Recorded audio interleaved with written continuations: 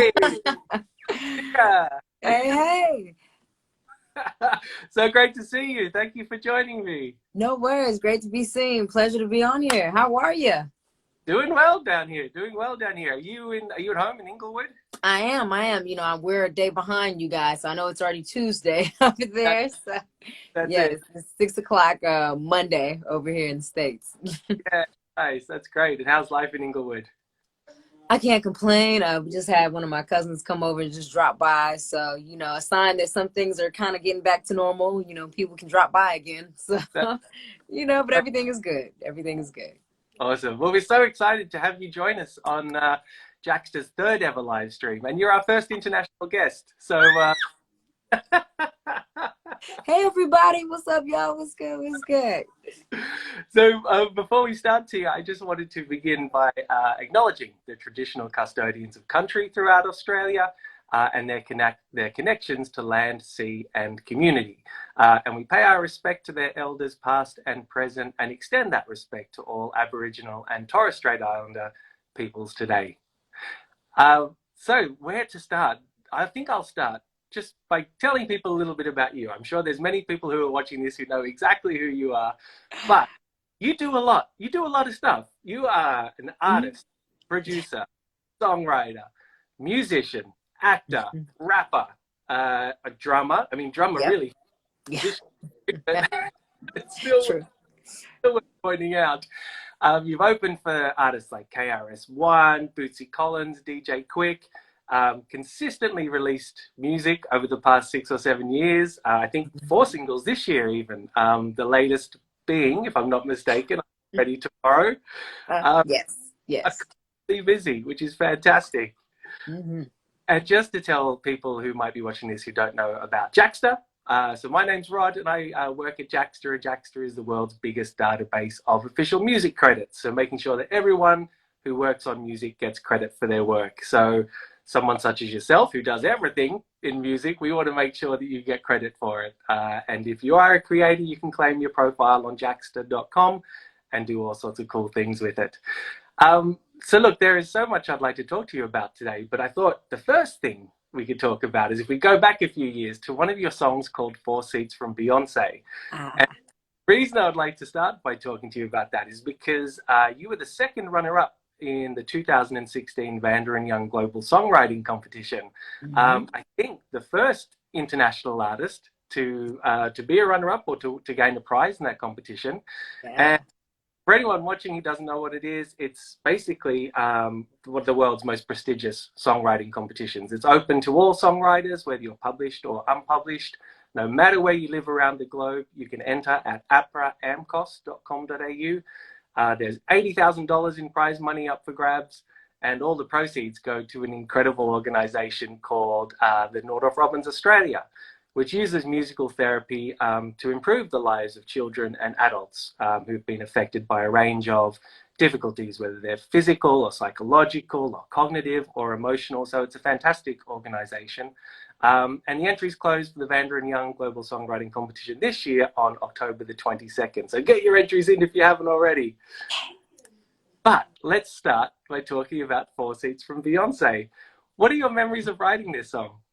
Oh wow. Okay. So now we gotta backtrack a little bit. So that song was produced by a friend of mine. His name is Jay Deal. Jay Deal is amazing. He's a music teacher at USC now. He's played for just about everybody, Janet Jackson, you name it.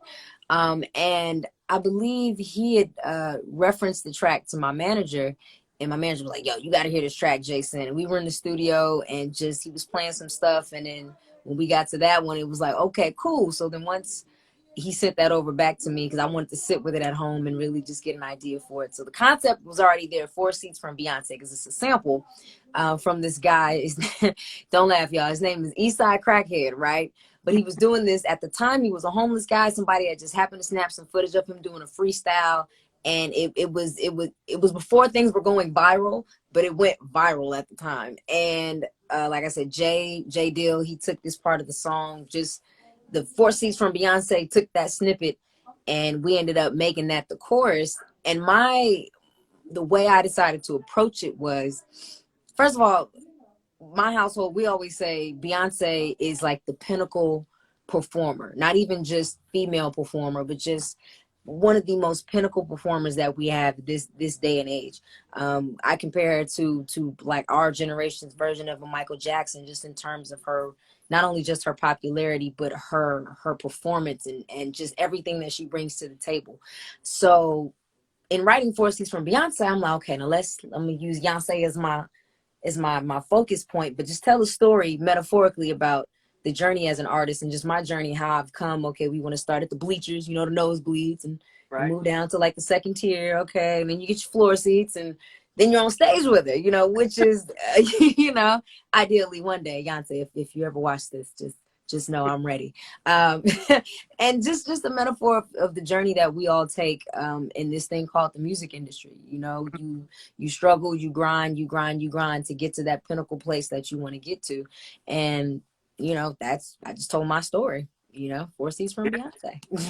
Yeah. And how long? I mean, it sounds like that was a very quick process, but was it? Mm. Yeah, I actually wrote the song, I think, in a day. I just took one sitting and just hashed it out and shot it back to him, and we knew we had something really dope. And once we got the video done, it just took it to a whole nother level, you know. So that whole track was just the start of a lot of things. This competition for one. So Right. yeah, yeah. Well, what were you? I mean, how did you find out that you had placed second runner-up in the competition? I think either management had got the email or Jay had told us, and it was just like, oh wow. And then they were like, yeah, you're the first international artist to even place. I was like, oh word. I guess that just had never crossed my mind when we were initially submitting. But I felt extremely honored, and just more so grounded in the belief that music really is good. Music really is just a universal language. You know, it doesn't matter where you come from, you know, as long as I have a strong belief in storytelling. That's where, even when I'm writing for different genres, whether it be R&B, pop, rock, jazz, hip hop especially, you got to tell a story, because a story will, if you tell the story right, it'll captivate people from the beginning to the end, because we nosy human beings. We just nosy. We want to know. We want to be in everybody's business anyway. So if we're giving you that prompt, you know what I mean, and telling it in a way that intrigues you and is entertaining and is skillful, it's a whole craft. People can't help but respect that and gravitate towards that. So like I said, even from a whole nother country, you know, I felt like y'all felt me. So hey, I was happy, very extremely happy and blessed. Yeah. Yeah, that kind of ties in with, I think I saw a quote from you where you were talking about you want people to nod their head to your music more than put their hands in the air. Is that Yeah. going into that idea of just really trying to connect on a song, on a storytelling perspective? Well, yeah, I think it's a combination of both. If I can get you to nod your head, your hand is gonna go up voluntarily. But if you just start here, you're not really listening. I mean, the beat may be dope, but you're not really listening. You know, it's that the minute things that build up to the larger things. That's what I'm looking for. If I can pull you in, because a lot of people, places I'll go, and the people there may not be the majority of my fan base. You know what I mean? But my goal, by the time I get off that stage, or by the time you finish hearing my song, you're gonna be a fan. Just you know, because it's just music. It's good music, and this is what I do. Even if you may not be my greatest fan, but you're gonna give me one of these at some point. You know. Absolutely. And I don't know if you can remember back this far, but when you were recording Four Seats from Beyonce, can you remember being in the vocal booth? Just what you were trying to capture, that spirit? Yeah, it's crazy. So I don't know if you can see behind me, but Yeah, I recorded Four Seats from Beyonce literally right here in my room. This is my sure. studio, my home mic and everything. And so I was writing it in front of my speakers and my setup, writing it, testing out, you know, verses, da da da da da. How does this sound with this? Okay, cool. And then once I had written it all, I was just like, all right, now we gonna put it all together. All right. So I'm literally in this exact same space.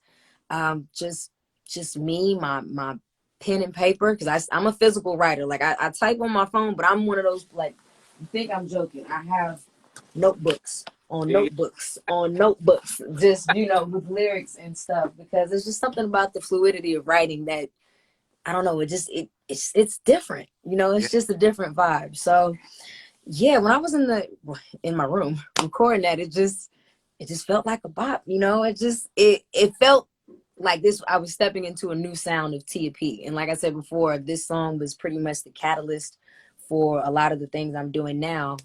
So yeah, yeah, that was that I, moment. I've been a journey to that point and to this point. It Yeah. started early. Like you started writing songs at about the age of 6. Is Yeah. that?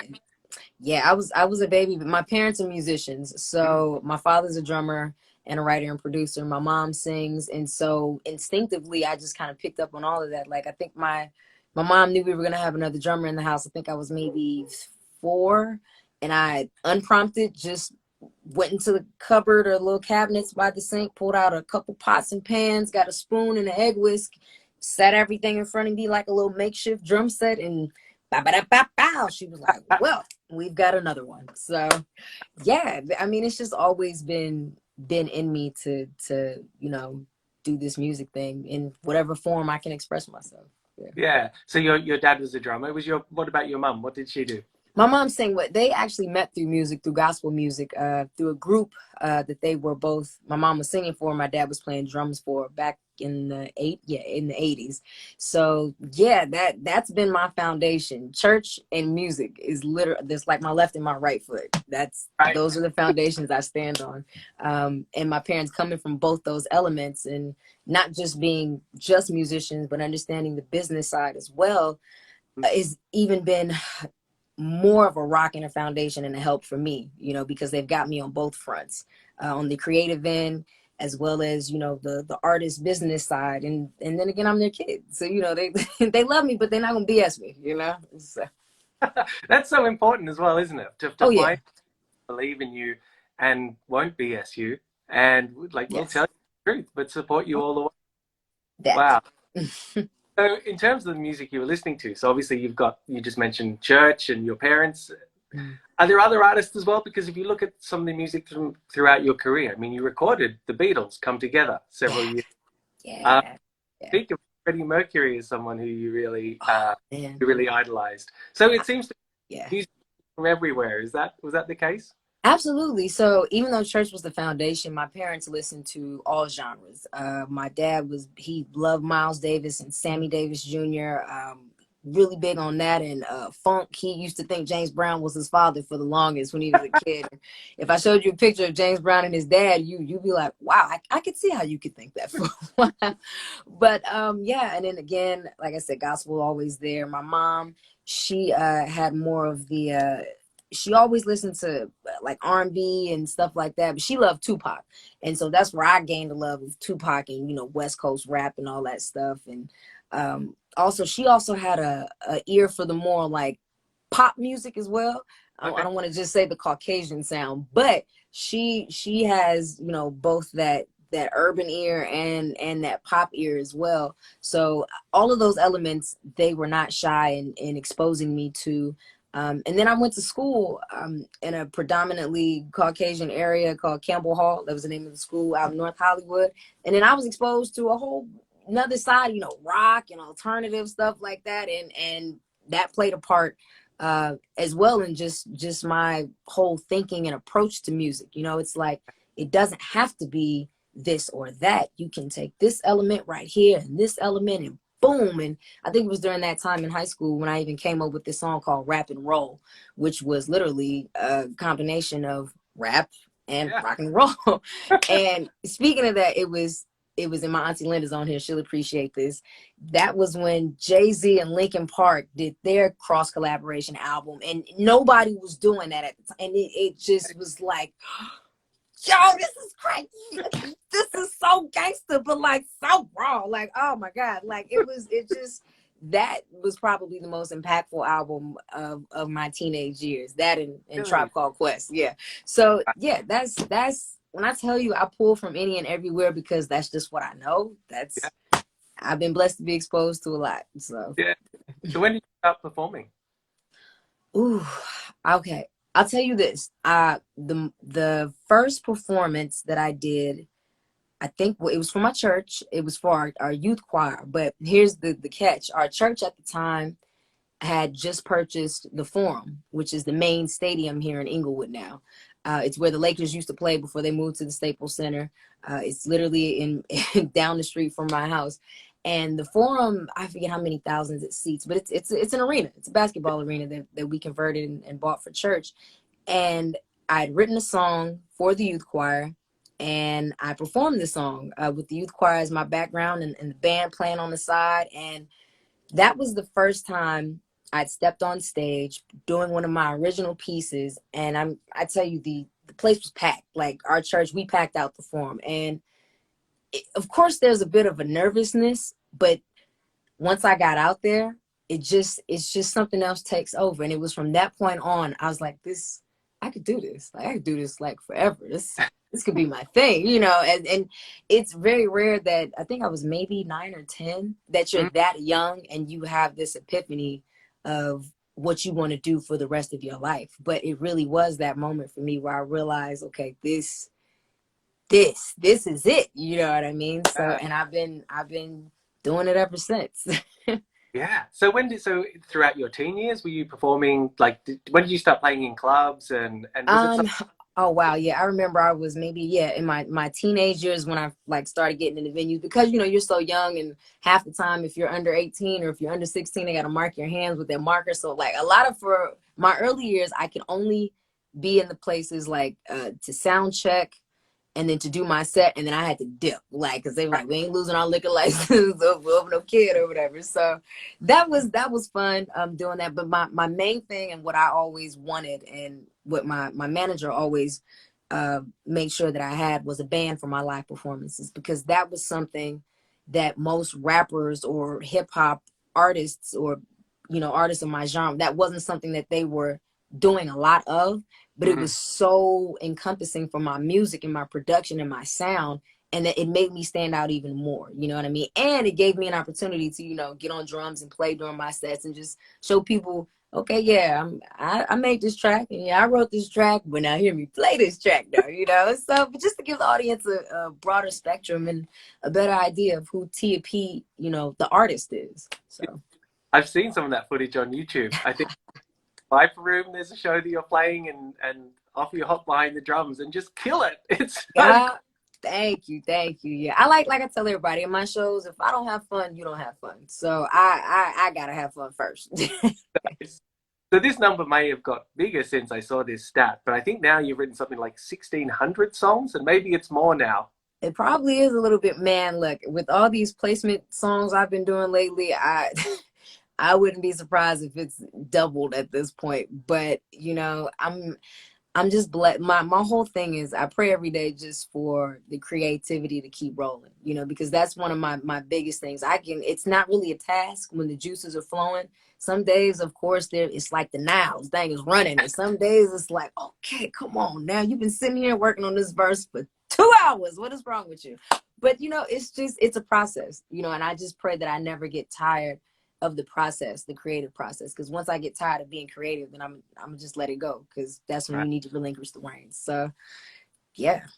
I think your manager has just put 3,000 in the chat. So Nah, that's drop it, 3,000 yeah. songs. Yep. I'm right there. So what, I mean, when do you know that you've hit on a good song? Like, is it just a feeling? Like, what makes a good song? Well, here's the thing. There's a lot of good songs that people don't hear. I mean, like, sometimes the best, like Frank Ocean said it best. Sometimes the best song wasn't the single. You know what I mean? And what may work commercially, or, you know, for the moment, may not necessarily mean it's the greatest song, but you got to be strategic in what you do. So for me, I'm always trying to be strategic yet still authentic, because there is a happy marriage between those two, that some people are afraid that if they're too authentic, then they take away from the commercialism, or if they're too commercial, then they're losing their authenticity. But I'm at a point and at a place now where I don't feel like I have to choose either. There is a happy medium that artists, writers, producers, you know, that we can reach, you know, without feeling like we're compromising one or the other. And for me, I'm an artist, but I'm also a musician. So my ear is a little bit different than, you know, the average bear when I'm listening to something. So I like, if I don't feel it's gotta make you bop. It's gotta be more than just the beat. It's gotta be something lyrically that you're like, oh, okay. You know, it's just gotta hit that button for me. But not even just for me. I think a lot of artists, or just like I said, people who make music, it's good to have a team, and not just a team of yes people, but a team of honest critics who can also judge. Because I mean, like, music, it's like our kids. You don't want nobody to tell you your baby ugly. You know what I mean? But you do need somebody to keep it a buck 50 with you. Because we can be a little biased about our music sometimes. I mean, because it's our stuff. Y'all understand. But that team is what really, I think, refines your ear as an artist. And as a producer and as a writer, because you have to learn how to take certain critiques and that you may not have thought of and build. And what comes from that critique may be even better than what you had initially just thought or preconceived by yourself. So anybody out there, look, if y'all don't hear anything else I say, make sure that you have a good team around you, people you trust and people who trust you. Okay. So that's facts right there. That's the lesson. So what's next for you? So I know I'm already tomorrow. Came out recently. Yes, yes. I'm already. It's funny. I'm already tomorrow was a single that I put out on a mixtape. I want to say 8 years ago. 8 years, yeah, 8 years ago. And now the company that I've just signed with, Position Music. Yeah, my Position Music fam. I can't spill the beans, too many details on that, but they got it placed on a game. I can't say which game yet, but it's a video game, a very big video game. And it just kind of sparked the song back up again. And now it's out, not just on a mixtape, but it's out on all, music and streaming platforms and doing well. So it's just a testament to how, like I said, a good song, good music, it never dies. There's always a time and a place. It may not be the time and the place that we anticipate that it should, be big or take hold or whatever, but you gotta believe in your stuff, but not stop, but keep doing some dope stuff in between time, but believe in what you create. Because if you don't believe in what you create, no one else has to, and no one else is obligated to. So yeah. So definitely that. So you asked me what else is next. So yes, that song is going to be out on a video game. If you follow me on Instagram, I'll be able to tell you a little bit later in about a couple weeks. But yeah, that, yeah, there's a new EP coming, top of the year, doing some work with the illustrious DJ Battle Cat, who is, if you guys don't know who he is, you probably already do know. He's the creator of most of your favorite West Coast classics. Doing some work with him, releasing a separate EP. It's just a lot of music that's coming out. So, but you got to make sure that you tune in with your girl. And yeah, just more placements, doing some commercials. Yeah, it's just, man, like you said, I got my hands on a lot. Got a lot going on. So if anyone who isn't following you yet wants to follow you, it's IamTiaP. Yep. Across the board. IamTiaP.com is the website. IamTiaP here on Instagram. I don't know. I think I'm still on Snapchat. I think yes, IamTiaP. If you, I don't know. But yeah, Instagram and the website are the primary ways. And you can always just DM me, follow me, and yeah, I'm gonna keep it live. Nice. Well, this seems like a great opportunity to just remind people about the apraamcos.com.au website, where they can enter the Vanda and Young songwriting competition. So it's apraamcos.com.au. So any songwriters who are watching this, get your songs into the competition because it could change your life. Tia, thank you so much for joining us. It's been so great to chat with you. I appreciate it. Thank you so much for having me. Oh, and one last thing I forgot to mention. If you guys watch a show called All American, you can definitely maybe catch me on there at some point in this new season. Right. I don't know, but you gotta watch. So yeah. Very exciting. And one more thing from me, how could I forget to remind people about Jaxsta.com, yes. Jaxsta.com for all your official music credit information. So Tia, thank you once again. So lovely to see you, and can't wait to hear what you do next. Bless, same here. Thank you everybody for showing love and tuning in as well. I appreciate y'all. Y'all are love. You're right. Anytime you call and want me to jump on IG Live, I'm here. Yeah. Thanks, Tia. All right. Have a good one, everybody. Bye-bye.